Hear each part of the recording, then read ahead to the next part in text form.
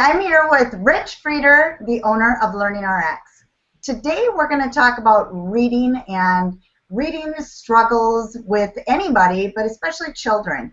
So Rich, can you tell us the most common approaches for struggling kids that need reading help? Yeah, Janet, the most common approach to get reading help would be tutoring. So usually if a child is struggling with reading or reading comprehension, the typical approach is to get some type of tutoring. That could be either through the school, through different programs, or often with a private tutor or a tutoring company. That's not actually what we do at LearningRx. We're very different in that regard in how we work on reading issues. And the reason for that is our focus is getting to the root cause of why a child struggles with reading. So we're what's called a cognitive skills training center.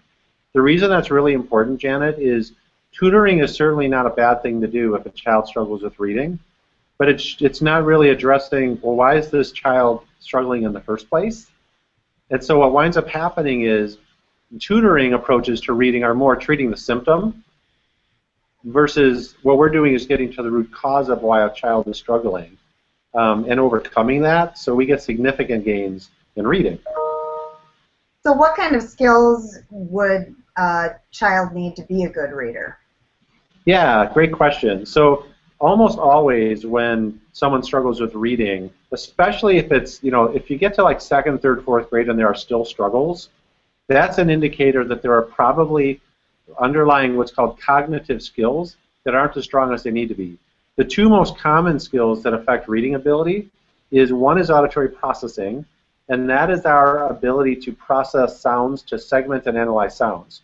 If that is not a strong skill, then kids or adults lack the natural inclination to know how sounds go together, which then obviously would affect their ability to read. So phonetics and sounding out words is really hard. The other skill that may be surprising to parents and individuals is long-term memory.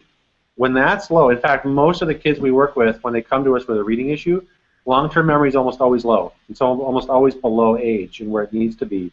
And the effect that has is, as they're learning to read, they're not retaining what they've learned. So things like sight words that they should just know really is a memory issue. They don't know them, so they're sounding it out all the time. Or by the time kids get to second or third grade, we have all these weird spelling rules in English, right, that makes it hard. So it's like they have to know that enough, isn't E-N-U-F like it sounds, it's E-N-O-U-G-H. And it's like, well, how do you know that? Like, I don't know. And that's where memory, if memory isn't strong, that's not going to stick. And what happens is, if kids get to third grade and are not caught up in reading, only 25% ever catch up. And I believe the reason for that is because there's these underlying issues that are not addressed through typical approaches like tutoring. And then kids might improve year over year in reading, but it's never enough to get them up to grade level. They're just always treading water and often fall further and further behind. So the key is to get to the root cause of the struggle, which is what we focus on at LearningRx. Yeah. Well, that makes sense. Makes a lot of sense. So what is a typical gain with LearningRx for reading? Yeah, our typical gain is very significant, Janet. We average a 3.1-year gain in reading or word attack skills, which is a huge gain. Typically, we can take a child, whether it be general reading struggles or diagnosed dyslexia, or we work with some kids who are pretty good readers, but their comprehension isn't strong, and really increase those skills anywhere from 2 to 4 years, depending on their age. The key, though, is once we've unlocked that for them, the gains that students achieve in our program stick. So meaning they've now overcome that reading struggle and they're now able to progress with their class so that you can avoid actually ongoing tutoring. Because often what happens with tutoring is you just do it year over year over year over year because it's never addressing the root cause. And you're just, like I said, treading water and always playing academic catch-up. So our average gain is over 3 years, which is a huge gain. Huh. So, wow. So if somebody watching the video right now is interested in their child might be struggling in reading, what would their next step need to be to get in contact with you? Really easy. So give one of our centers a call. There's 6 in the Twin Cities area. And the first step is to set up the initial assessment. We do what's called a Woodcock-Johnson Cognitive Abilities Battery Assessment, standardized assessment. And that will tell us the underlying reason that child is struggling with reading.